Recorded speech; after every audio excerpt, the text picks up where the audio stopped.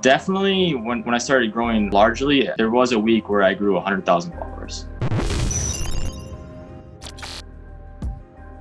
What's up, you guys? It's Joseph here. As a lot of you know, my channel focuses heavily on TikTok strategy, growth tips, and also showcasing my own journey on the platform as well. But it's one thing to certainly brainstorm ideas and encourage others to do something in theory, and another to actually see people successfully apply it in practice. So on that note, I am super excited to showcase to you today an ongoing TikTok success story, a creator on the rise, someone who is actually able to successfully grow 100,000 followers in a single week.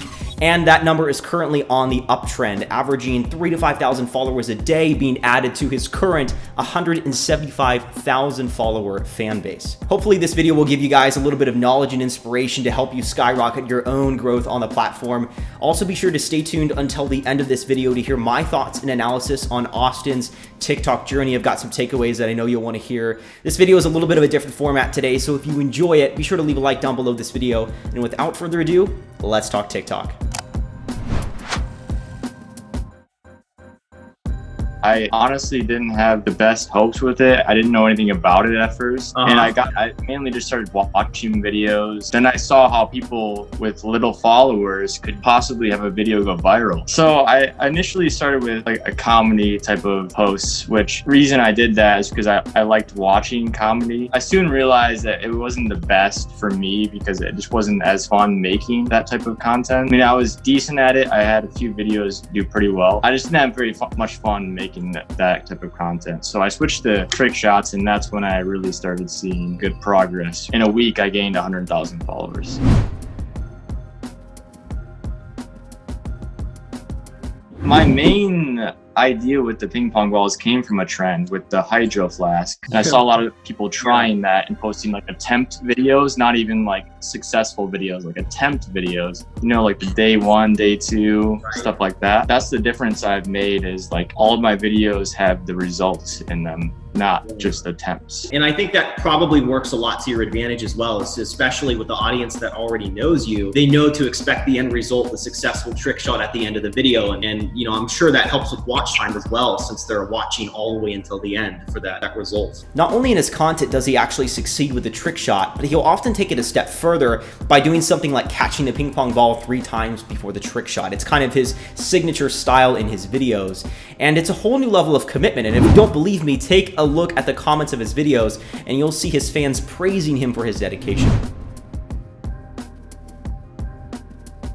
It definitely depends on the shot, but I have to say some of them take over like hours. Like I think that's one reason it does so well, is because people are looking for that like satisfaction of making a shot that's difficult. Right. They don't want to wait days to see it. Like some of the videos that you see out there on TikTok, that's getting like oversaturated with those attempt videos. Austin also told me that he uploads around 2 to 3 times a day, so you can imagine how much effort he puts into the creative process. Uploading 2 to 3 times a day is typically what I recommend for anyone who's just starting out on the platform. And the reason why is because it's enough uploads to remain omnipresent in front of your audience, but it's also not too much that it becomes overtaxing or otherwise unsustainable to keep up with the creative process on the creator's end.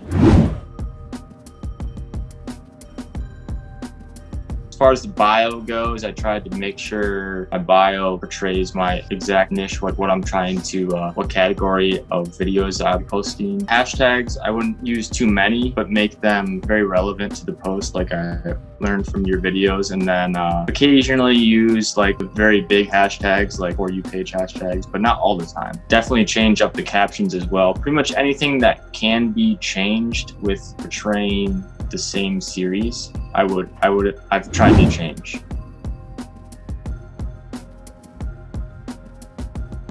Learn the do's and don'ts of like just the fundamentals first. Do your research first on what you should and not do. Because when I started, I had no idea. If you do enough research on the platform and you learn enough about it and you work on your content hard enough, you have a lot better chance of succeeding than a lot of people. Find the niche that you like the most and that you're the best at, and that you enjoy doing. Try to create the best content you can and be creative with it. Obviously, you want to hop on trends if they're brand new and that those work well, but you also want to try to put your own spin on things. Right. And at that point, it'll do a lot better. And stay consistent and just have fun with it. And I feel like eventually, if you're doing all those things, you definitely have a lot better chance than other people. I agree with you. Like you said, it's a very, very simple process. And I think one of the avenues that people tend to go down that confuses themselves is that they have to understand every single aspect about the TikTok algorithm. They got to know how the tiers work, how the analytics work. And really, it's like you said, at the end of the day, it's a very, very simple process. You just have to stick with it, follow the trends, find your niche, create a unique content style that you're not copying necessarily from others, but adding to it in your own unique way.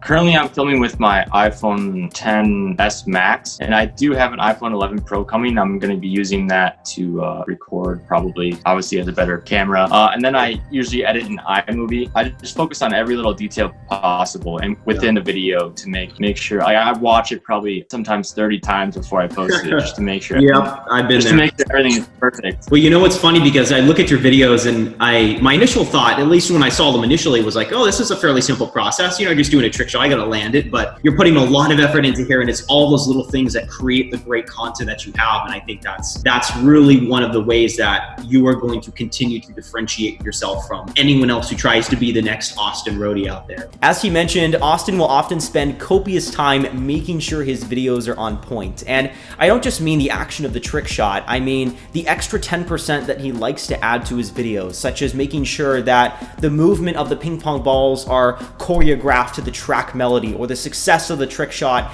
is synced to the bass drop in the music. It's those little things that give his content that extra edge in his niche, and people recognize it, they see it, and they follow him because of it. My plan for the account is definitely continue with the current series I'm doing, but also, like I learned from you, add in a variety, try to add a different video that's different type of videos that are separate from the series. Definitely going to continue with trick shots and stay in the same category on this account. So recapping, let's talk about the takeaways really quickly. There is so much attention on TikTok right now. It's unbelievable. And while it does present a rare opportunity for you to quickly scale your fan base, it also makes it that much harder to stand out. Austin's done a really great job of branding his content in a unique way that makes him different. He's done this by, first of all, actually succeeding with the ping pong trick shots, by consistently developing patterns in his videos, and by also using the same background sounds like he does when he successfully achieves a trick shot level. The final comment I have is regarding his engagement with his audience. We didn't get to talking a whole lot about this on our call, but if you ever get the chance, take a look at his videos and look at how often he responds to the comments or asks a question as a reply. He also live streams a lot of his trick shot attempts as well, which not only showcases the behind the scenes of his videos, but also helps establish that know, like, and trust factor that I've talked about in other videos, and helps create that evergreen engagement cycle. If you're watching this right now as a new creator, make sure you're taking the time to engage with your audience, because truth be told, they are the backbone to your success, and their attention is on you, so thank them for that. And on that note, guys, thank you so much for watching this video. I really hope you enjoyed this new content form. I have a couple other interviews with other people similar to Austin's success story coming on this channel, so if that's something that appeals to you, be sure to like this video down below. Thanks guys so much for watching, and until next time, take care, stay safe, cheers.